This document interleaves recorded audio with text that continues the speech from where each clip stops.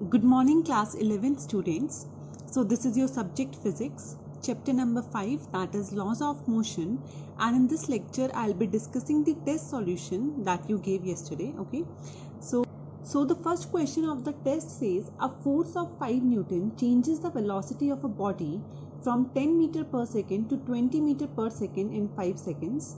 How much force is required to bring the same change in 2 seconds? Okay, so as you know, by Newton's second law, F is dp by dt, that is F1 can be written as dp1 by dt1 and F2 can be written as dp2 by dt2. Now if you want the same change by both the forces, that means change in momentum should remain same. That is, you can say dp1 should be equal to dp2. So now if you will divide these two equations, F2 by F1 will come to be dt1 upon dt2. Now initial time is 5 seconds, second time is given to you 2 seconds, and initial force is applied of 5 Newton. So you are given all the values, calculate F2, that will come to be 12.5 Newton. In question number 2, as the velocity is uniform, and as you know, for a uniform velocity, value of acceleration will be 0. So therefore the value of force will also come to be 0. In question number 3, it is asked what will be the effect on coefficient of friction if the weight of the body is doubled. So the coefficient of friction is not at all related with the weight of the body. So there will be no change in the value of coefficient of friction. In question number 4, it is asked a cyclist bends while taking a curve. So that is why. So it's because, see, when it will bend or when the cyclist will bend, a component of normal reaction will provide him the centripetal force which is required to take a turn. So therefore the cyclist bend himself and he will be bending towards the center of circular path, or you can say he will be bending inwards from his vertical position. Okay, so the reason is because he will get a component of normal reaction as centripetal force, and therefore it will become easier to take a turn. In question number 5, you are given a coefficient of friction mu, that is to be 1 by root 3, and you have to calculate theta. So as you know, the relation tangent theta is equals to mu. So easily you can calculate theta, that will come to be 30 degrees. Okay, in question number 6, it is given a golf ball of mass 60 kg at rest is hit by a sticker. Find the impulse of the ball if the ball stops after traveling a horizontal distance of 50 meters with a uniform retardation of 4 meter per second square. So first of all, mass is given to be 60 grams. So you will be writing it 0.06 kilograms. After that, the distance traveled is 50 meters. Final speed is 0. And let us suppose initial speed is u, and because retardation is given, so acceleration will be minus 4 meter per second square. So this will be square. Okay, now by using the equation of motion, that is v square minus u square is equals to 2as. v 2as, you know all the values, so calculate u from here, that will come to be 20 meters per second. Now you have to calculate the impulse, and as you know, impulse is nothing but change in momentum, and change in momentum will be final momentum minus initial momentum, that is mv minus mu. Now v is 0, u is 20 meter per second, so m into v minus u. Solve it, you will get the answer to be minus 1.2 Newton seconds. In question number 7, it is given a stone of mass 0.3 kilograms is tied to the end of a string and is whirled around with a circle of radius 1 meter and speed of 40 revolution per second. Then you have to calculate what will be the tension in the string and what is the maximum speed with which the stone can be whirled around if the string can withstand the maximum tension of 200 newtons. So for that, see, you are given mass and you are given radius. So you are given 40 revolutions per second the stone is taken. That means you are given angular frequency. Okay. Now as you know, t is nothing but 1 by nu, that is time is 1 by nu. So therefore according to this, time will come to be 1 by 40 seconds. And if you want to calculate omega, that will be 2 pi by t. This is nu, and you can want to calculate omega, that will be 2 pi by t. So that will be 2 pi into 40, or you can say 80 pi radian per second square. Now, in first part, to calculate tension, the tension will be equal to the centripetal force only, that is mr omega square. M is 0.3, R is 1, omega is 80 pi. So solve it, you will get the answer to be 6029 newtons. Okay, so if it is to withstand a maximum tension of 200 newtons, and then if you have to calculate speed, again 200 newtons will be equal to your centripetal force, that is mv square upon r. Here I am using the formula mv square upon r because velocity is asked. Okay, so v square will be 200 upon mass 0.3 because r is 1. So the velocity will come to be 29 meter per second. Okay, next is question number 8. In question number 8, it is given that there is a block which is kept on an inclined plane at an angle of 30 degrees, and the coefficient of friction between this block and this plane is given to be 0.2. Okay, so you have to calculate the time taken by this block to come down if it is sent from here. Okay, now to calculate time, first of all we will be calculating the acceleration with which the block is moving downwards. So let us suppose it is moving with acceleration a. Mg will be acting downward. If this is 30, this angle will also be 30. This I have told you in theory lectures. So this will be mg cos theta, this will be mg sin theta, and this side will be friction. So if you form equation of motion now, so that will be mg minus sin theta minus f is equals to ma. Okay, and as you know, force of friction is given by mu r, that is mu n, and n is mg cos theta. So mg sin theta minus mu mg cos theta will be me. So from here a will cancel out, so m will cancel out, so the value of acceleration will be g into sin theta minus mu cos theta.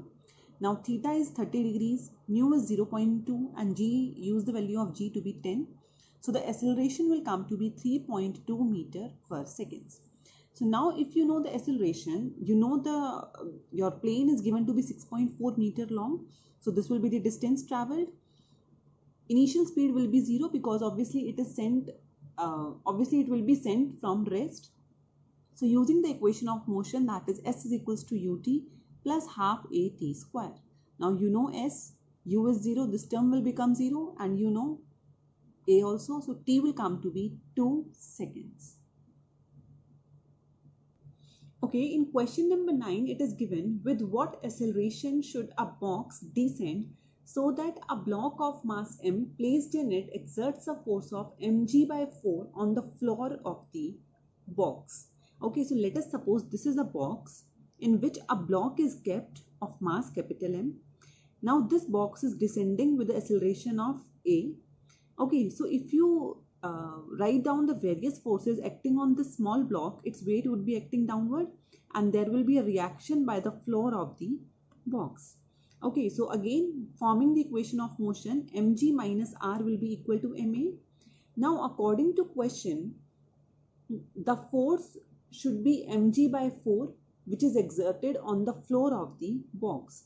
So this r will be that reaction, so it is to be mg by 4. So put the value of r in this equation, that is mg minus mg by 4 is equals to ma.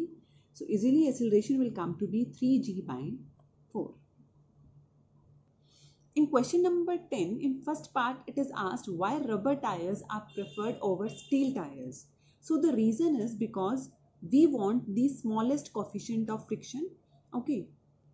Now for rubber tires and rods, the value of coefficient of friction is small as compared to coefficient of friction between steel and rod. Therefore, rubber tires are preferred over steel tires. Okay. In same question, in B part, it is asked when we apply brakes, vehicles comes to rest. Does it violates conservation of momentum? So the answer is no, it does not violate conservation of momentum, because see, what is happening when we apply brakes, we are applying some opposing force. Due to this opposing force, the vehicle is coming to rest. That means the loss of momentum of vehicle is exactly equal to the impulse which is provided by the opposing force. So therefore you can easily say that the conservation of momentum is exactly followed here. In question number 11, it is given A train has to negotiate a curve of 400-meter radius. By how much should the outer rail be raised with respect to inner rail for a speed of 48 km per hour? Distance between the rails is 1 meter. So the radius is 400 meter. The speed of the train is 48 km per hour. If you will convert it in meter per second, that will come to be 40 by 3 meter per second. So let us suppose the outer rail is raised by an angle theta as compared to the inner rail. Okay, so that is, if it is raised by theta, okay, so let us suppose this is the perpendicular and this is the base, and this will be nothing but the distance between two rails, which is given to be 1 meters. Okay, so now if you use the formula of tangent theta, that will be perpendicular upon base. I am keeping P as it is and base is 1 meter. And as you know from theory lectures, tangent theta is also equal to V square upon Rg. So by using this, P will come to be V square upon Rg. Now you know V, you know R, you know G. Put all the values, the answer will come to be 0.045 meters. So this is the height by which the outer rail should be raised. Okay, in question number 12, it is given a block A of mass 4 kg is placed on another block of another block B of mass 5 kilograms. Okay, so the mass of A is 4 kg. I am taking it to be M1, and mass of B is 5 kg. I am taking it to be M2. Okay, so the question says, and this floor is frictionless. That means there will be a force of friction applied by A on B, and there will be a force of friction applied by B on A. Okay, so after that the question says, if a force of 12 Newton is required to be applied on A, how much maximum force can be applied on B so that both A and B move together, and find out the acceleration produced by this force. Now, force applied on A is 12 Newtons. Okay, so now this force should be equal to kinetic friction applied on A by B. That is, see, when you will apply some force on A, the block A will try to move on B. So therefore, there will be a force of friction and force of kinetic friction which will be applied by B on A. So this force will be equal to that kinetic friction which is applied on A by B. That is, 12 will be equal to force of friction. That will be mu K M1G. I am taking M1 because this force of friction is applied on A, which has a mass of M1. So from here, the coefficient of friction will come to be 3 by 10. Okay, so because B is resting on a smooth floor, therefore the maximum force on B such that both the blocks move together should be equal to force of friction on A by B plus force of friction by B on A, because both of them will try to move on each other. So again, that is FB will be equal to mu K M1G plus mu K M2G. Again M1 here because this is the force of friction on A and this is the force of friction on B. Now you know all the values, calculate the force, that will come to be 27 newtons. Now to calculate acceleration produced by this force, as you know, force is mass into acceleration. So to calculate acceleration, that will be force upon total mass. Force is 27 newtons and total mass is mass of A plus mass of B. That is 4 plus 5. So when you will solve it, the acceleration will come to be 3 meters per second square.